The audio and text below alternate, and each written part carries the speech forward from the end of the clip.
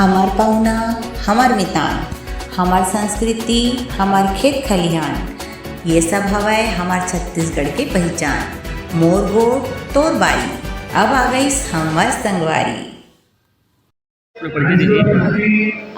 एक पावन मुहूर्त से आई हूँ मैं, हंसाने की ज़रूरत से आई हूँ मैं, और आपका बिलासपुर भी गज़ब का मगर खूबसूरत से सूरत से आई हूँ मैं। तो गुजरात सूरत से मैं कवित्री सोनल जैन आप सभी का स्वागत करती हूँ। और आज लॉयन इंटरनेशनल बिलासपुर शक्ति ने आज बहुत अच्छा मंच सजाया, जहाँ पर हास्य की फुहार हुई लाफ्टर शो के माध्यम से। सभी ने बहुत आनंद लिया और सभी की जो उपस्थिति रही उससे ये हास्य का उत्सव महोत्सव बन गया। तो मैं पूरे बिलासपुर को, पूरे लॉयन इंटरनेशनल को बहुत बहुत आभार व्यक्त करती हूँ, क्योंकि देखिए मुस्कुराहट एक ऐसी पूंजी है कि हम जितना बांटेंगे उतनी बढ़ेगी। मुस्कुराहट एक ऐसी क्रीम है, अगर हम अपने चेहरे पर लगाएं तो दुनिया के सबसे खूबसूरत इंसान लगेंगे।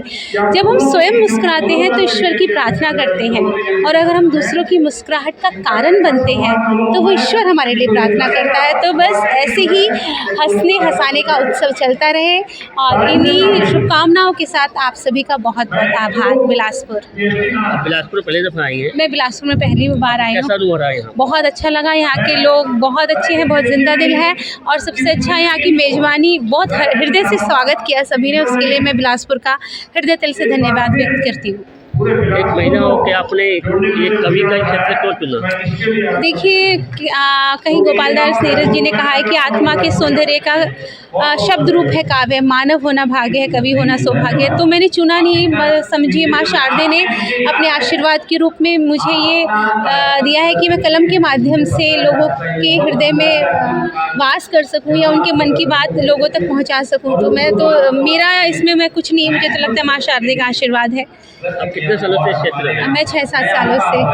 अब महिलाओं को क्या संदेश देना चाहेंगे? महिलाओं से यही कहना चाहूँगी, महिलाओं के लिए मैंने देखिए, मैं जो वर्तमान में है, वैसे तो हम महिलाएं इतनी समृद्ध हैं कि अपने आप में ही परिपूर्ण है, लेकिन महिलाओं के लिए मेरी बहुत अच्छी पंक्तियां मैं चाहती हूँ मैं यहाँ पे पढ़ूँ कि वर्तमान में महिलाओं की क्या भूमिका है। कि सीता अनुसुईया जैसी साधना आराधना से दो परिवार का आधार बने बेटियाँ, शुभ और लाभ दोनों एक हाथ रख कर हर एक दिन ही त्योहार बने बेटियां, और बेटियों को बेटों से न कम कभी आकीएगा, मुश्किलों में नाव पतवार बने बेटियां, और काली जैसा प्रणधर झांसी जैसा रण कर काल के भी काल पे प्रहार बने बेटियां।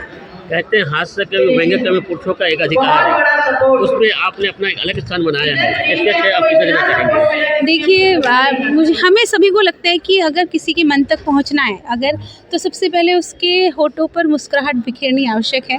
तो हम सभी कवियों का यही प्रयास रहता है कि हम किसी भी रस्ते हों, लेकिन सबसे पहले हम श्रोताओं के चेहरे पर थोड़ी सी मुस्कुराहट बिखेरें, फिर उनके हृदय तल की यात्रा करें। तो बस यही है, और हास्य व्यंग ज़रूरी है समाज के लिए, परिप्रेक्ष्य को देखते हुए कि हम जो भी समाज की विसंगतियाँ हैं वो हास्य के माध्यम से, व्यंग के माध्यम से समाज को दिखाएं। युवाओं को आप क्या संदेश देना चाहेंगे? युवाओं को यही कि बिल्कुल जीवंत रहें, किसी भी जो भी सोशल मीडिया की भ्रांतियाँ उसमें ना फंसे, और अपने कर्तव्य को, अपने अधिकारों को पहचानें, देश के प्रति समर्पित रहें, समाज के प्रति समर्पित रहें। लड़कियों को कहना चाहूँगी कि बिल्कुल भी ये रील वील के माध्यम से जो भी अपनी सभ्यता है, संस्कृति, उसको ना भूलें। और लड़कों को कहना चाहूँगी कि बेटियों का, बहनों का सम्मान करना सीखें, और सभी को मतलब अपने कर्तव्य को पहचानें और देश के प्रति थोड़ा सा तो समर्पित रहें। धन्यवाद। मैडम सबसे पहले अपना परिचय दीजिए। मैं लायन रोशनी दीक्षित, लायंस क्लब बिलासपुर शक्ति की सचिव हूँ, साथ ही साथ कवित्री हूँ। इंटरनेशनल से हमको एक्टिविटी करना थी, प्रोजेक्ट मिला था हमको, मेंटल हेल्थ पर काम करना था, जिसमें पूरे इंडिया से और बाहर से सारे लायंस क्लबों ने एक मुहिम चलाई, जिसका उद्देश्य था लोगों में मानसिक तनाव कम करना। ये कार्यक्रम चला 4 अक्टूबर से 12 अक्टूबर। आज समापन है इस कार्यक्रम का, और लायंस क्लब शक्ति ने लोगों को हंसाने का, तनाव मुक्त करने का बीड़ा उठाया, छोटे से प्रयास को इतनी बड़ी सफलता में बदला। आज हमने हास्य कवि सम्मेलन रखा, जिसमें रायपुर से हमारे साथी शशि दुबे दीदी, उनके साथी डॉक्टर संध्या रानी शुक्ला, बिलासपुर से रोशनी दीक्षित, बालमुकुंद श्रीवास जी, उसके साथ ही साथ इस शो का एक हिस्सा था लाफ्टर का ब्लास्टर, जिसमें कपिल शर्मा शो के राइटर एवं बहुत बड़े हास्य कवि एकाग्र शर्मा जी उपस्थित हुए हमारे बीच। साथ ही साथ छत्तीसगढ़ से हास्य कवि हीरामणि वैष्णव जी थे। उनके साथ साथ गुजरात से सोनल जैन जी यहाँ उपस्थित हुई। और जैसा कि नाम था कार्यक्रम का लाफ्टर का ब्लास्टर, वाकई में उनके कार्यक्रम से लाफ्टर का ब्लास्टर साबित हुआ। जैसा नाम था वैसा काम हुआ। उसके बाद हम लोगों ने वरिष्ठ जनों का सम्मान किया, जिसमें अनीता दुआ जी और रंजना दीक्षित जी, उनका हमने सम्मान किया। साथ ही साथ एक हमने शो रखा था, शो योर टैलेंट, जिसमें से 3 प्रस्तुति हमारे यहाँ दी गई और सभी ने इस कार्यक्रम की सराहना की। और आशा करते हैं कि हम आगे भी ऐसे ही कार्यक्रम करते रहेंगे, लोगों को हंसाते रहेंगे, गुदगुदाते रहेंगे और आप लोगों का मानसिक तनाव ऐसे ही कम करते रहेंगे। तो लायंस क्लब बिलासपुर शक्ति की ओर से यही संदेश है, मुस्कुराते रहिए, स्वस्थ रहिए। धन्यवाद। मेरा नाम एकाग्र शर्मा है। मैं एक लेखक हूँ, हास्य कवि हूँ, कवि सम्मेलन में परफॉर्म करता हूँ। साथ ही 2016 से द कपिल शर्मा शो के साथ जुड़ा हुआ हूँ। कई सारे अवार्ड फंक्शंस में लिखा, जियो दन दनादन, सारेगामा, लिलचैम, इनके अंदर लिखने का भी मुझे मौका मिला है। मतदान का जो आप चुनाव प्रचार का गीत सुनते हैं वो भी मेरा लिखा हुआ है, मेरे राज्य का, मध्य प्रदेश के अंदर। और इस तरह से कई गवर्नमेंट प्रोजेक्ट्स के लिए भी लिखा है मैंने। सर, पहले जो हास्य कवि था, आज का जो हास्य व्यंग्य कवि, कितना अंतर आया है? अंतर बहुत ज़्यादा आ गया क्योंकि मार्केट में कंटेंट बहुत आ रहा है। यूट्यूब के कारण, व्हाट्सएप के कारण, इंस्टाग्राम के कारण तो लोगों का अटेंशन स्पान भी बड़ा कम हो रहा है। अब इंसान को जो 5 सेकंड के अंदर ख़त्म करना है, 10 सेकंड के अंदर ख़त्म करना है, वो लंबी कविता के लिए, लंबे पंच के लिए आप रुक नहीं सकते। तो इसलिए कंटेंट की डिमांड दोनों में बहुत अंतर आ चुका है, सुनने वालों में भी और सुनाने वालों के अंदर भी। तो अभी की जो आज युवा पीढ़ी है, उनको आप कैसे क्या संदेश देना चाहेंगे जो कि हास्य कवि से जुड़े और उनको एक अच्छा प्लेटफॉर्म मिले? हाँ, मैं तो उनको ये कहता हूँ कि देखिए, मोबाइल का युग है तो मोबाइल से तो अलग नहीं हो सकते। मोबाइल, AI, चैट GPT, ये सब तो आपके जीवन में रहेगा ही। अगर मैं कहूँ कि इन्हें छोड़ दीजिए, इनसे दूर रहिए, वो संभव नहीं है। हम जिस रास्ते पे आ गए उस पर तो आगे बढ़ना ही है। लेकिन उसके साथ साथ हम देसी भी रहें, हम हैंडपम्प का पानी भी पिएँ, हम ट्रेन से यात्रा भी करें, हम धूल धूप धुआं सहन करें। हम जितने ज़मीनी स्तर पर जुड़े रहेंगे उतना हमारे लिए अच्छा रहेगा।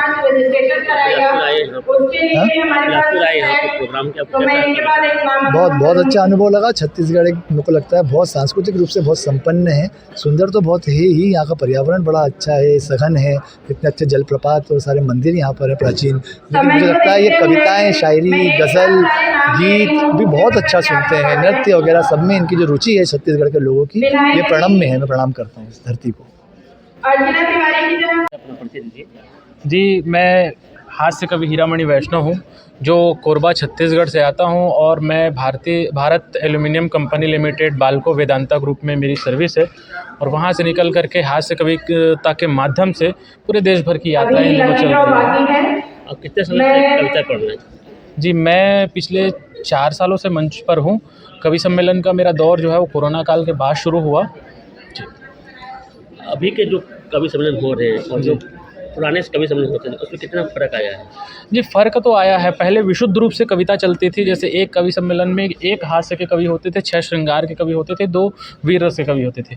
आज ये उल्टा हो गया है। इस अभी के कवि सम्मेलनों में 6 हास्य के कवि होते हैं, 1 गीतकार होते हैं, 1 श्रृंगार के कवि होते हैं। इस प्रकार से चीज़ें होती है। आजकल के जो युवा है उनकी रुचि इसमें नहीं है, आप इसमें कैसे आ गए? जी, रुचि बनानी पड़ती है। आजकल के युवाओं की भी रुचि इस फील्ड पर है। लोग सुन रहे हैं, प्यार कर रहे हैं। आप देखिए, यहाँ पर भी इतने सारे युवा जो है वो सिर्फ इस कवि सम्मेलन को सुनने के लिए, हास्य कविता को सुनने के लिए, लाफ्टर की चीज़ों को सुनने के लिए आए हैं। ऐसा नहीं है कि हम जो चीज़ परोसेंगे वो चीज़ लोगों तक पहुँचेगी।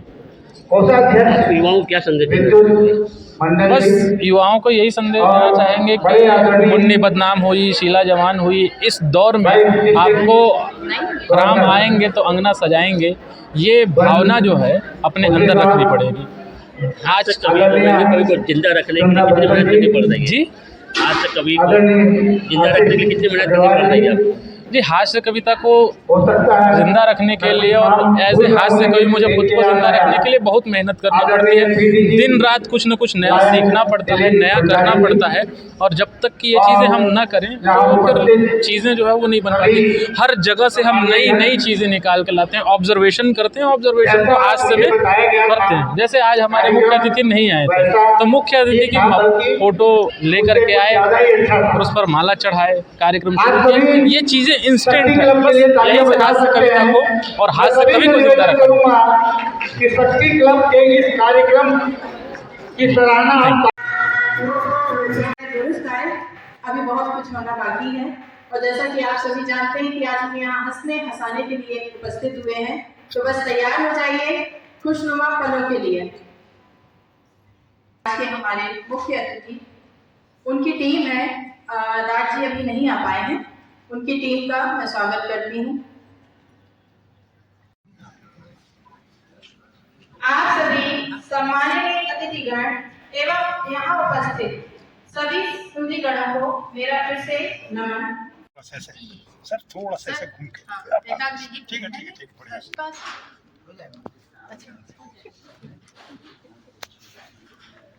मेरा भैया लाइटर कर दिया।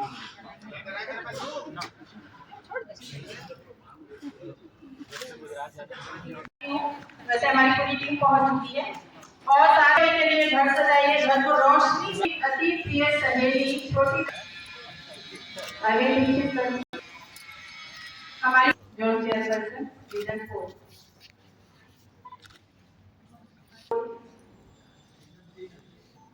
एक्चुअली में सर रीजन अलग अलग नहीं करेंगे तो समझ नहीं आना।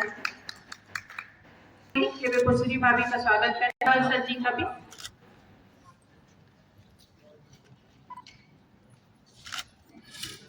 तहे दिल से शुक्रिया अदा करती हूँ सुधा दीदी मेरे साथ।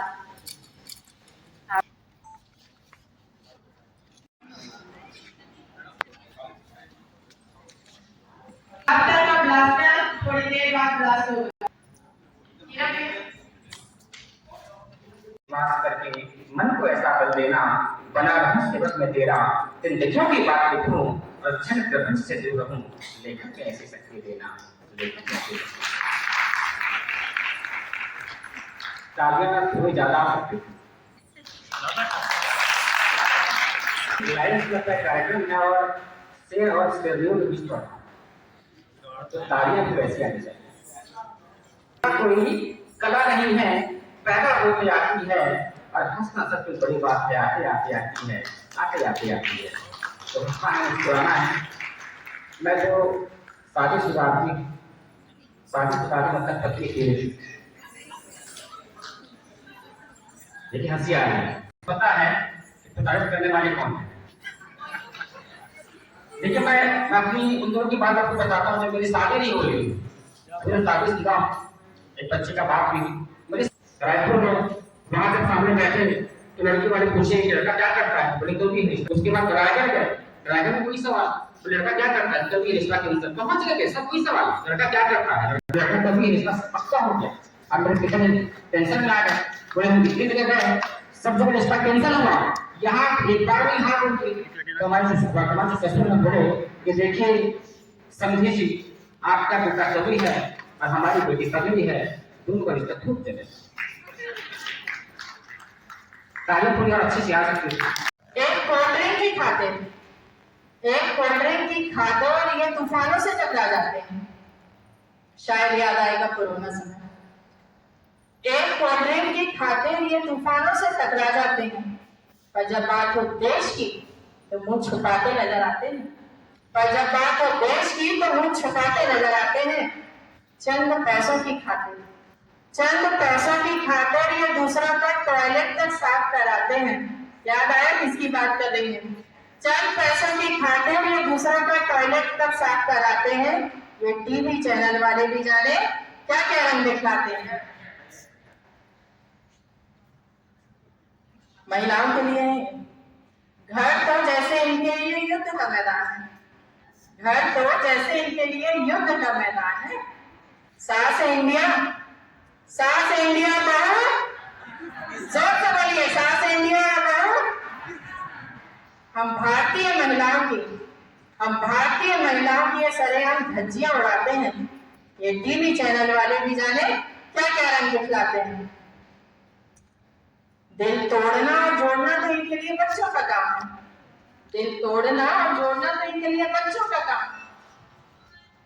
एक शादी के साथ दो शादियां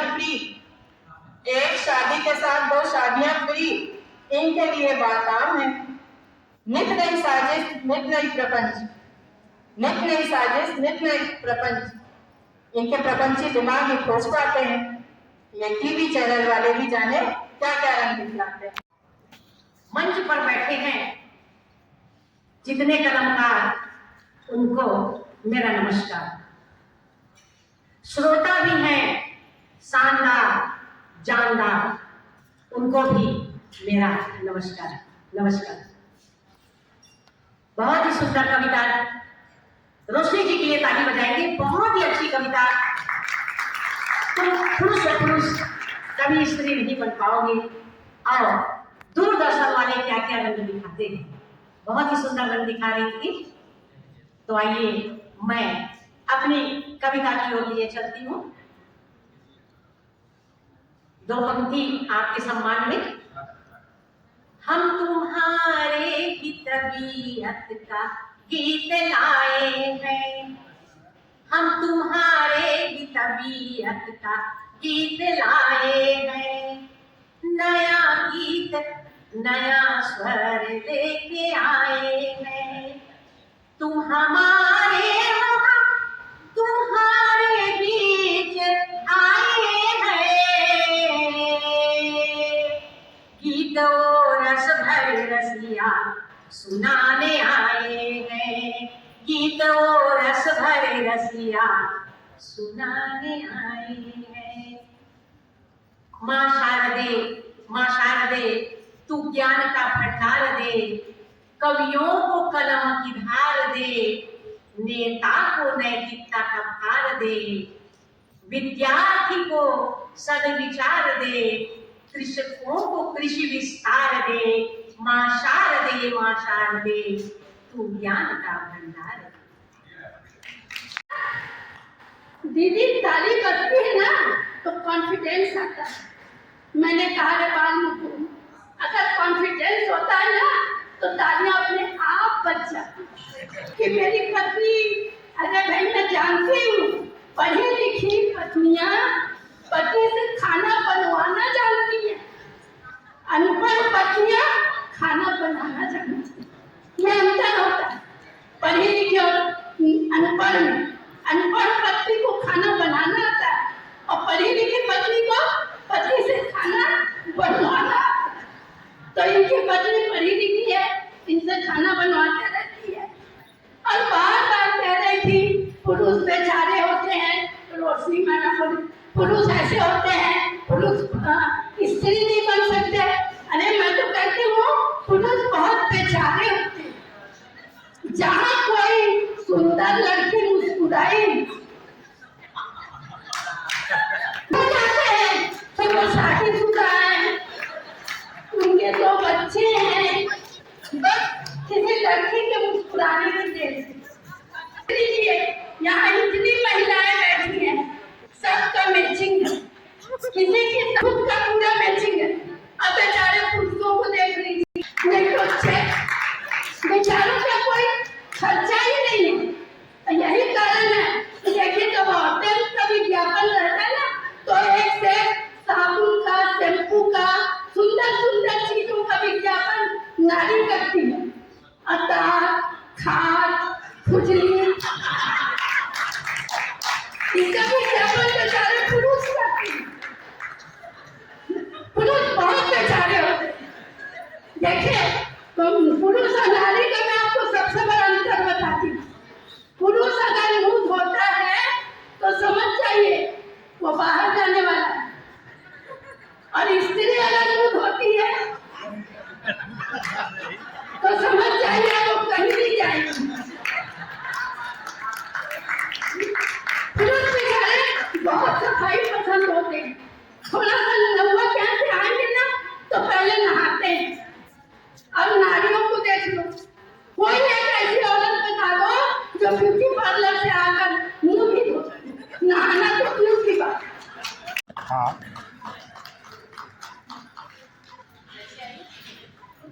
अच्छा मॉडल देश में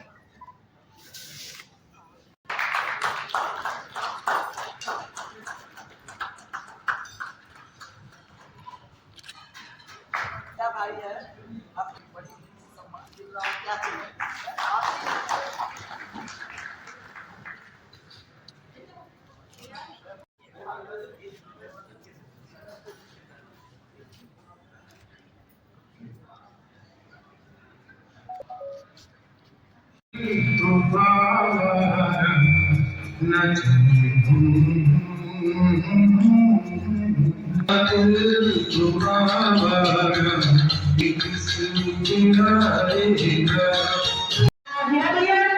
अगर आपको 2 लाख तालियां बजा दें आपसे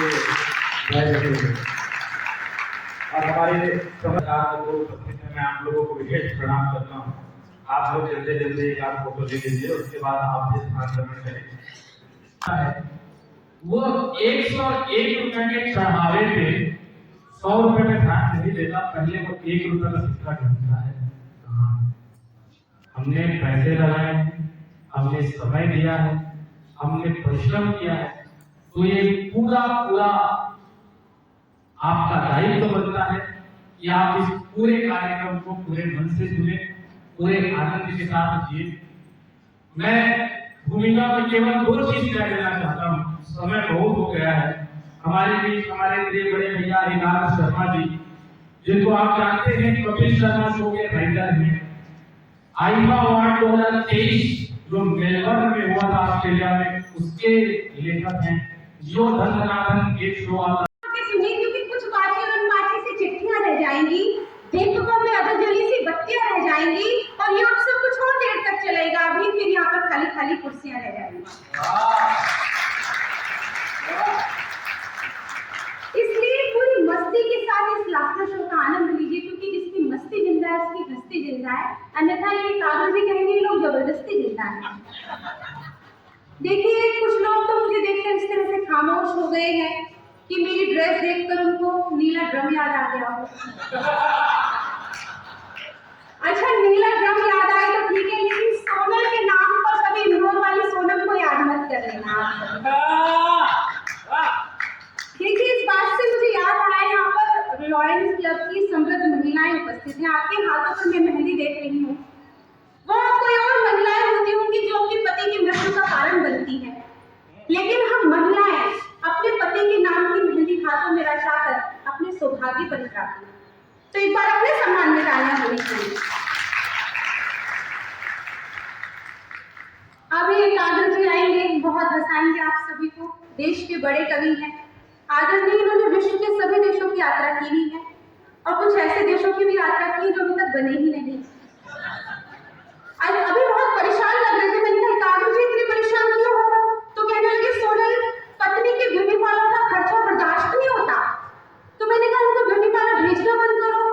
तो कहने लगे फिर पत्नी बर्दाश्त नहीं होती। घर में बोलने से विशेष कृपा बढ़ने लगता है, आपकी स्थिति भी कुछ ऐसी ही है। अच्छा बिल्कुल सच्ची घटना बता रही होगी मैं, बिल्कुल एक आदमी सुनिए आप ही के बारे में। आप अपने पत्नी को कॉल कर रहे थे, एक्चुअली क्या भाभी श्री की आज थोड़ी सी तबियत खराब है। तो मैंने कहा आप कितना प्यार करते हो, सुबह से 10-20 कॉल कर चुके हो। तो उन्होंने कहा सोनल बात ऐसी है कि जब तक मैं उसको कॉल ना करूँ वो ठीक नहीं होती। तो उन्होंने जो इलाज बताया मैं आप तक बताती हूँ। उन्होंने कहा बीमारी में ना उसको दवाई लगती है ना इलाज काम आता है, बीमारी में ना उसको दवाई लगती है ना इलाज काम आता है। वो मुझसे फोन पर 10 बार लड़ती है तब उसको आराम आता है। और उसका इलाज करने के लिए ये महाकुंभ में दर्शन करने के लिए गए। तो जब लौटे मैंने कहा कागज जी क्या अनुभव रहा आपका महाकुंभ का? तो उन्होंने कहा सोनल वैसे तो सब बढ़िया था, लेकिन वहाँ की व्यवस्थाओं से मैं थोड़ा सा परेशान रहा।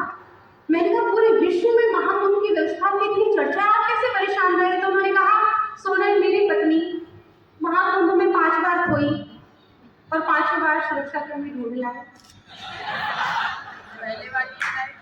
अच्छा अभी मुझे विशेष रूप से मुस्कुरा लगता है, आप इसी मानसिकता के साथ देते हैं, इनके सम्मान में तालियां होनी चाहिए।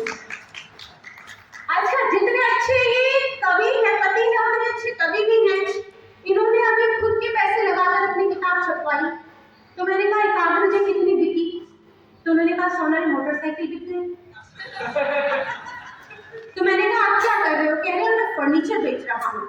तो मैंने कहा चलो अच्छा फर्नीचर का अच्छा बिजनेस है फर्नीचर का। उन्होंने कहा नहीं पहले मैंने घर का बेचा, अब मैं दुकान का बेच रहा हूँ। मतलब दूसरों की बर्बादी पर कितना खुश होते हो बिलासपुर वालों। आप एक बार अपने सम्मान में तालियां बजाइए। कुछ भी कहने से पहले मेरा मन है कि इस उत्सव को 4 पंक्तियां समर्पित करूँ। आपके चेहरे पर जो मुस्कुराहट है वो इस आयोजन की सफलता को परिभाषित कर रही है। सफलता आप सभी के सामने है।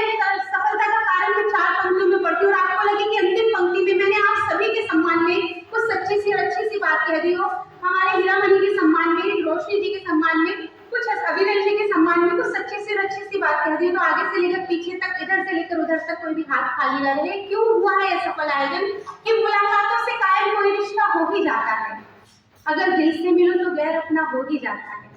कि मुलाकातों से कायम कोई रिश्ता हो ही जाता है, अगर दिल से मिलो तो गैर अपना हो ही जाता है। और वो अक्सर फैसले इंसान की नीयत पे करता है, इरादा नहीं हो तो काम अच्छा हो ही जाता है। शादी नहीं हो रही, इसका कारण भी हमारे काव्य जगत के लोग ही हैं। मैं सच बता रही हूँ आपको, ये कागज इसको डराते हैं कि हीरामणि शादी मत करना, क्योंकि जो लड़का होता है वो मिट्टी के समान होता है, मिट्टी के जैसा होता है, और जो लड़कियां होती हैं वो पानी की जैसी होती हैं, और जब दोनों मिलते हैं तो कीचड़ ही कीचड़ हो जाता है। तो मैंने कहा चश्मा लगाना बंद करो, तो कहने लगा तो लड़की दिखती नहीं। सभी कवियों के लिए चित्रा दीदी को बहुत तकलीफ हो जाती है।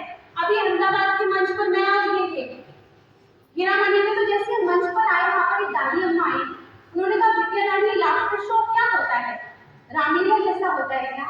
तो मैंने कहा माँ जी आप रामलीला सोच कर ही इस लाफ्टर शो का आनंद लीजिएगा, आप सोचिएगा मैं सीता मैया हूँ, आदरणीय रावण।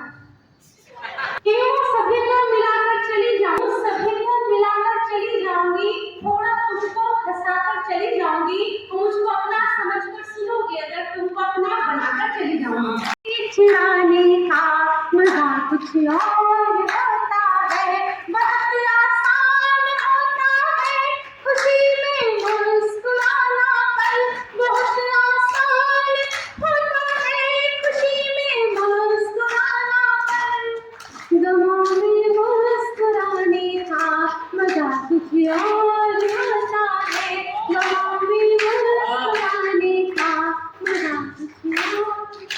वाह वाह वाह वाह, एक बार जोरदार तालियां। अच्छा भैया आपकी बारी है। यही तो समस्या है कि हमारे यहाँ पद्मश्री लेने के लिए जाते हैं लोग, राष्ट्रीय लेकर आ जाते हैं। बातें जो इशारे में समझने का अलग ही मजा है। इतना ध्यान रखा होना इस बात पर आप लोग तालियां बजाइए। इस समय की सीमा का इतना ध्यान रखा कि समय का सीमा तक नहीं हो पाया, इतनी जल्दी इन्होंने अपने कार्य पाठ को समाप्त कर दिया। आपको हंसने गाते मुस्कुराते हमारे बड़े भैया तक हमको पहुंचना है। अच्छा तो करता हुआ क्या करूं मैं दवा, जब कई हो गए और साथ में चलने वाला तो कोई भी नहीं, मशवरे देने वाले बहुत लोग हैं। ऐसे समय में आपने मुस्कुराहट की,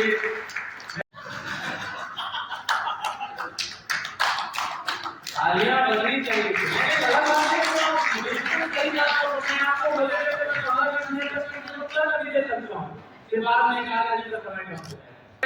कल तक जूनियर मेरी खैर में हुआ तो मेरी क्लासमेट हो गई, मैं तो पहले से उस पर फ्लैट था, मगर धीरे धीरे वो भी मुझ पर फ्लैट हो गई, और पूरी 3G 4G के जैसे दिन रात बेसबब बेहिसाब अपडेट हो गई, और लाख रुपये का हैंडसेट लेके मुझसे वो कल हुई किसी दूसरे से।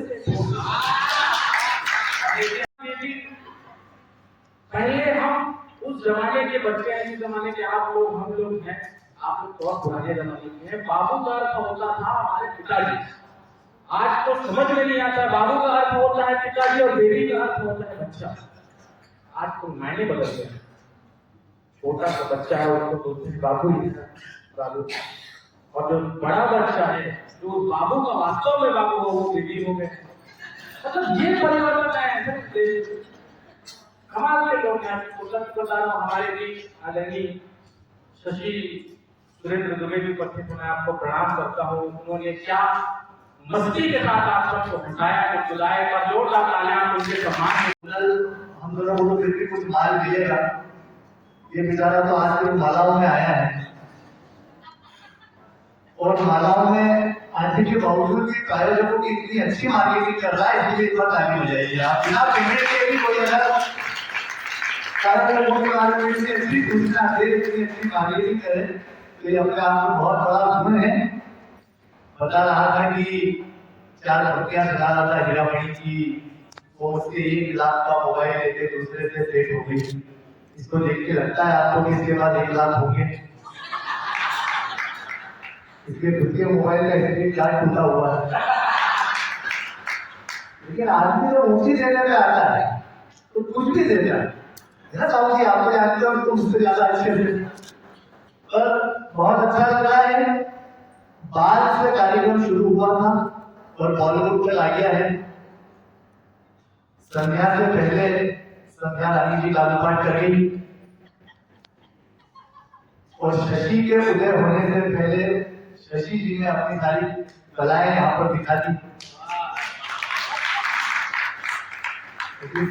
जब जब जब इस तरह का माहौल बनता है तो निश्चित तौर पर कारीगर रोशनी को ही प्राप्त होता है।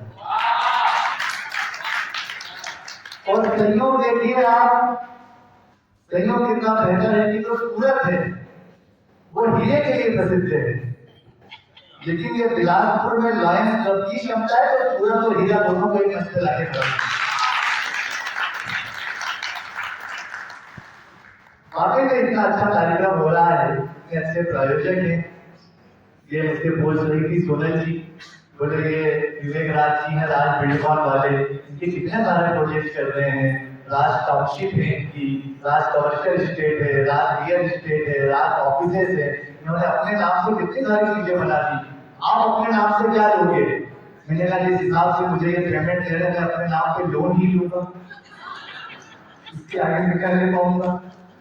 पर बहुत अच्छा मन है आप लोगों का, आप सुन रहे हैं कुछ देर आपके बीच में अभिनव शर्मा हमारे भाई इधर विस्तारा वाले नियरपुर से हमारे कॉलोनी के निदेशकों ने भी भाव बढ़ने की इतनी प्रार्थना नहीं करी होगी जितनी मैंने की। और आज ईश्वर के आशीर्वाद से उनकी कॉलोनी में रेट बढ़ करके 3640 रुपए हो गया है। 40 रुपए अतिरिक्त आए हैं, इसके लिए आप मुझे बधाई दे सकते हैं। यहाँ पे वो स्वाद तक पहुँचता है, उन्हें मतलब खुशबू और टेस्ट तक पहुँचता है, हम आपके रेडी हैं।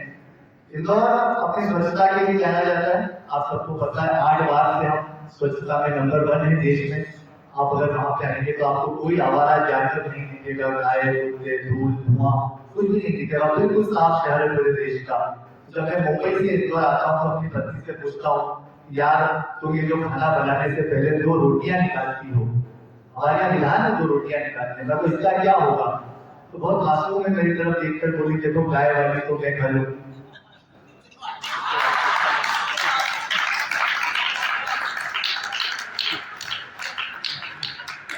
इस हिसाब से हैदराबाद में तालियां बजाई उसका दूसरी वाली ये भी खा रहे हैं। कहीं भी प्रायोजन कर दिया घर में तो लेकिन क्या पत्नियों की आदत होती है, वो मन से कुछ भी बोल जाती है। हीरा मणि मेरे घर का है, इंदौर में कार्यक्रम था, हमारे घर का है, बोले एक आध भैया मुझसे से तबीयत बहुत खराब चल रही है। तो मेरी पत्नी पास ही खड़ी हुई थी, बोले क्या हुआ भैया? अरे बोले भाभी कुछ दिन से तबीयत बहुत खराब चल रही है, सारी जांच करा के देखी, रिपोर्ट में कुछ भी नहीं आया। तो मेरी पत्नी पास में थी, बोली भैया एक बार पोस्टमार्टम भी करा के देखी।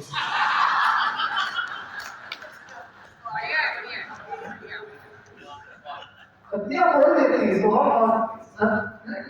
सरल भाव से बोल देती है, लेकिन सोनल जी ने भी इतनी सारी बातें करी। आधी मेरे ऊपर इतने सारे लोग हैं, रोशनी जी इतना जो पेमेंट है वो मुझे देना, इतने 26 में से 22 लोग तो मेरे ऊपर थे। और इनके खुद के हस्बैंड जो है वो इसको किस तरह सहन कर रहे हैं, ये दुख हम कमियों से ज्यादा कोई नहीं जानता है। वो हमें फोन करके बोलते हैं कि इनको कार्यक्रम में बुलाओ ताकि मुझे कुछ आजादी मिले। हमने और इनको बड़ा अंतर है हीरा मणि। हम किसी कार्यक्रम में किसी शहर में जाते हैं तो हमारी पत्नी बोलती है वहां से कुछ लेकर, हम अगर उधर जाएंगे तो बोले वहां से हीरा लेकर के आ जाना, अगर मक्का जाएंगे तो बोले वहां से साड़ी लेकर के आ जाना, आगरा जाएंगे तो मक्का शरीफ वहां से पेठा लेकर आ जाना। तो इतने रेट क्यों हो जाए? ये जब खर्चा निकलती है तो पति से पूछती है बिलासपुर जाने कुछ जाना है क्या? तो वो बेचारा कहते हैं मेरे लिए इतना ही काफी है।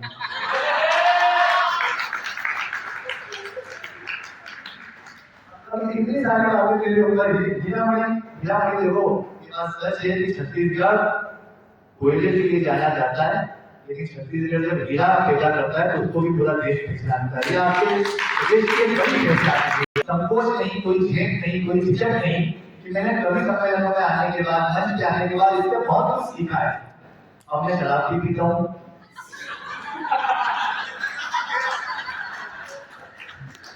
कौन सा ब्रांड है भैया?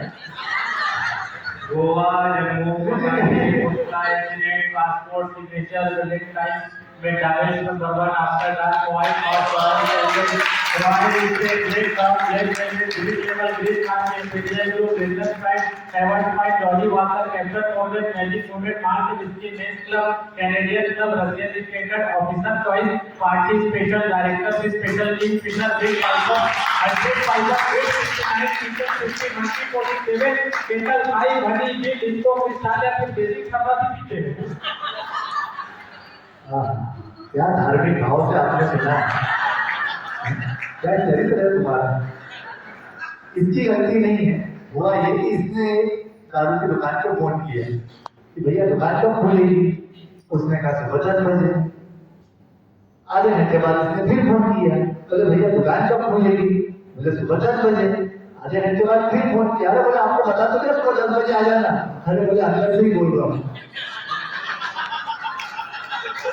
रात भर अंदर रहो, सारे रात तो याद कर ही लेना रहता है। कोरबा में नौकरी करता है। छोटे जब छोटे से गांव से निकला था तो इसके जेब में मात्र 500-600 रुपए थे, लेकिन आज ईश्वर के आशीर्वाद से इसके पास 70-80 लाख का लोन है। हाँ, आपने गंभीरता से मत सुनना, तो इसके विषय को तो बिल्कुल ही मत सुनना। मैं इसको बिल्कुल गंभीरता से नहीं लेता हूँ सर। इसने मेरी एक बार ऐसी जगह फजियत करवाई है। हम नागपुर के कमिश्नर रेलवे स्टेशन पे उतरे तो मुझसे बोलता बोले एक आध भैया ये मेप है, अपने को जिस लॉज पे जाना है ठहरने के लिए, जिस होटल पे जाना है वो 3 किलोमीटर दूर है, कैसे भी चल देते हैं। ठीक है, इसका विश्वास करके मैं साथ चलने लगा। आधा घंटा हो गया, उसके बाद मुझे बोला बोले एक आध भैया एक अच्छी खबर है, एक बुरी खबर है। मैंने कहा सुनाओ क्या है।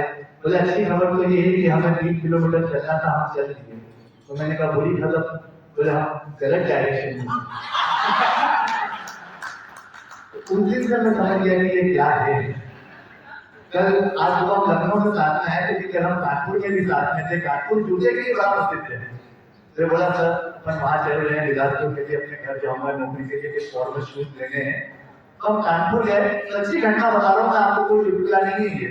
हम कानपुर गए, आलमपुर भाई, हम कानपुर गए, लेदर बड़ा अच्छा मिलता है, जूते बहुत अच्छे मिलते हैं वहां पे, मिलते हैं मतलब खरीदने वाले।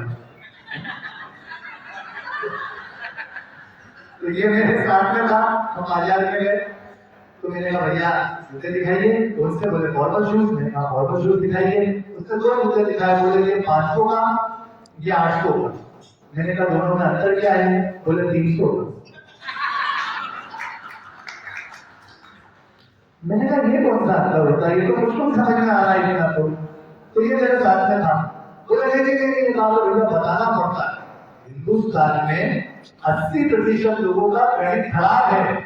वो तो भगवान का शुक्र है कितने बचे हुए 20%। तो मेरे को समझ में आ गया कि जिससे खरीद रहे हैं और जिसको साथ लेके घूम रहे हैं, दोनों सत्यानाश हैं। लेकिन ये बड़ी बात है, आज की महफिल इसलिए भी तारीफ के काबिल है। आप एक बार भगवान के सामने जाके सिर टिकाना। ये सारे सांस्कृतिक हेलो